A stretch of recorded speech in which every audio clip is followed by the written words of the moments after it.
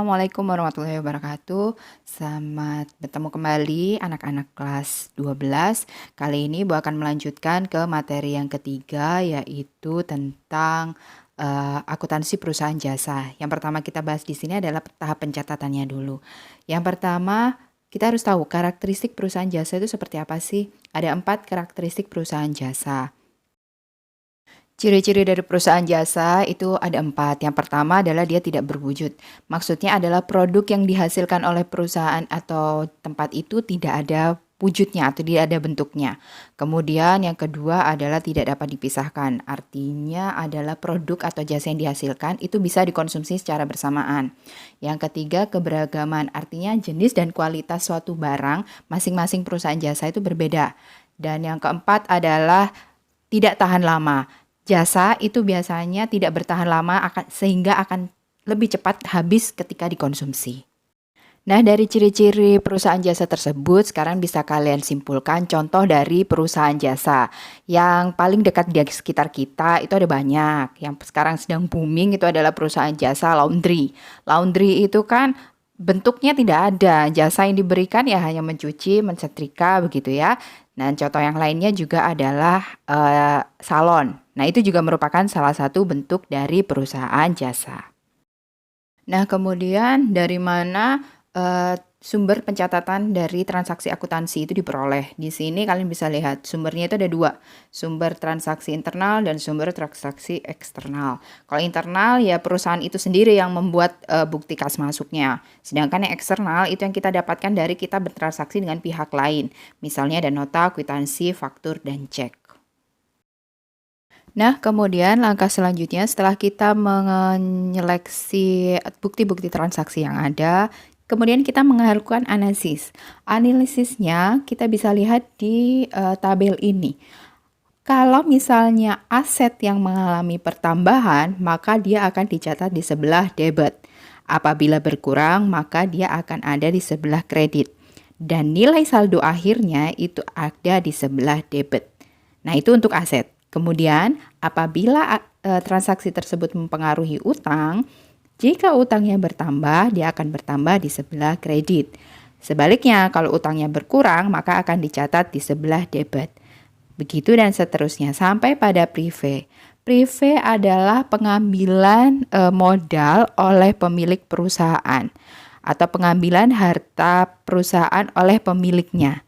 Ya, jadi kalau prive-nya bertambah, dia akan dicatat sebelah debit. Sedangkan kalau prive-nya berkurang dicatat sebelah kredit. Begitu seterusnya ya. Nah, setelah kita melakukan analisis terhadap bukti-bukti transaksi yang ada tadi dengan menyeleksi dia akan mempengaruhi di akun apa, selanjutnya yang kita lakukan adalah mencatatnya dalam jurnal umum. Jurnal umum itu adalah jurnal yang digunakan untuk mencatat seluruh transaksi yang terjadi. Fungsinya jurnal umum itu ada 5, ada fungsi mencatat, fungsi historis, analis instruktif, dan informatif. Fungsi mencatat artinya semua transaksi dicatat di jurnal tersebut. Kalau historis berarti dia harus dicatat berdasarkan tanggal terjadinya transaksi. Fungsi analisis, jurnal ini adalah hasil analisis transaksi berupa pendebitan atau pengkreditan akun yang terpengaruh.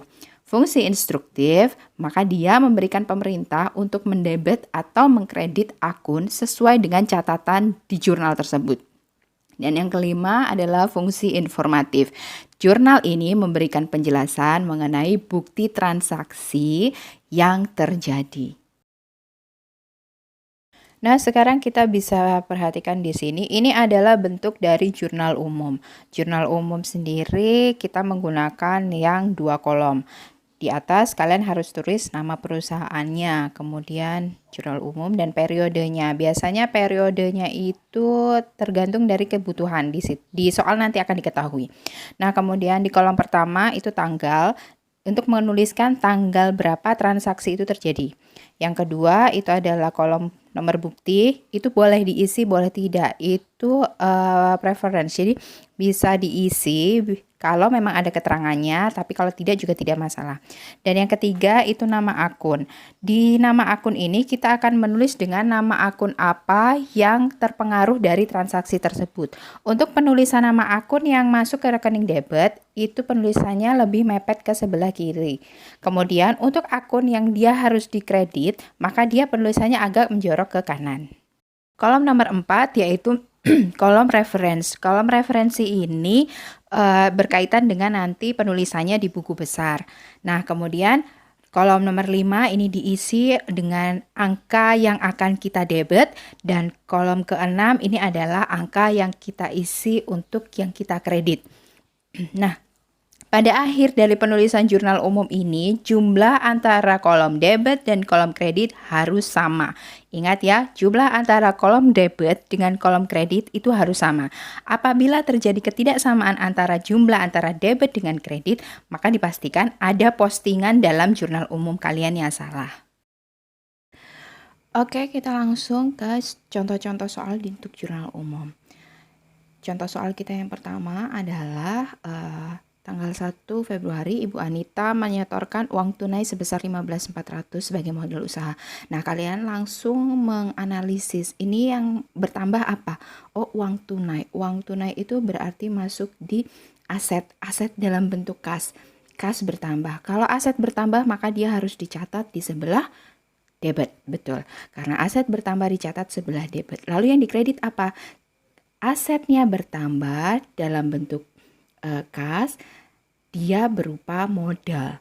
Nah, berarti kasnya bertambah dicatat di sebelah debit, dan modalnya juga bertambah dicatat di sebelah kredit. Oke, next kita ke transaksi tanggal 3. Kemudian transaksi selanjutnya adalah Anita membeli perlengkapan. Nah, di sini langsung dianalisis. Yang bertambah apa? Oh, perlengkapan. Perlengkapan itu aset, berarti perlengkapannya nanti di debit. Karena belinya secara tunai, maka dia berhubungan dengan kas. Kalau belinya secara tunai, maka kasnya berkurang. Kas berkurang ditulis di sebelah kredit ya. Perlengkapan di debit dan kasnya di kredit. Nah, sekarang untuk transaksi yang sedikit lebih rumit. Di sini dia menerima pembayaran tunai untuk pekerjaan yang diselesaikan senilai 6 juta dan dibayar bulan depan. Nah, jadi dia punya pekerjaan 6 juta tapi baru dibayar 2,5 juta. Artinya ada orang yang masih berhutang kepada kalian. Orang yang berhutang kepada kalian itu namanya piutang. Nah, di sini kita analisis, berarti yang diterima itu kan baru 2,5 juta. Nah, itu masuk di kas. Kasnya bertambah di debit. Kemudian sisanya berarti namanya masih piutang. Jadi sisanya sebesar 3,5 juta itu masuk di piutang. Piutang bertambah juga di sebelah debit. Sedangkan yang dikredit adalah pendapatan usaha atau pendapatan jasa. Karena pendapatan jasa kita yang seharusnya adalah 6 juta. Nah, ini adalah contoh dari pengerjaan jurnal umum yang benar. Jurnal umum dari semua transaksi laundry tadi miliknya Anita tadi, itu kalau kita postingkan dengan benar, maka akan mendapatkan jumlah total kolom debit dan jumlah total kolom kredit yang sama. Kalau sama itu artinya postingan kita telah benar. Itu tadi kita telah menyelesaikan bagaimana cara memposting transaksi di jurnal umum. Untuk materi ke postingan buku besar akan Ibu jelaskan di video selanjutnya. Jangan lupa untuk selalu mengecek tugas-tugas kalian di Google Classroom dan mengerjakannya sesuai jadwal ya. Terima kasih atas perhatiannya. Selamat siang dan sampai ketemu lagi di video selanjutnya. Mohon maaf kalau masih banyak kekurangannya ya. Terima kasih.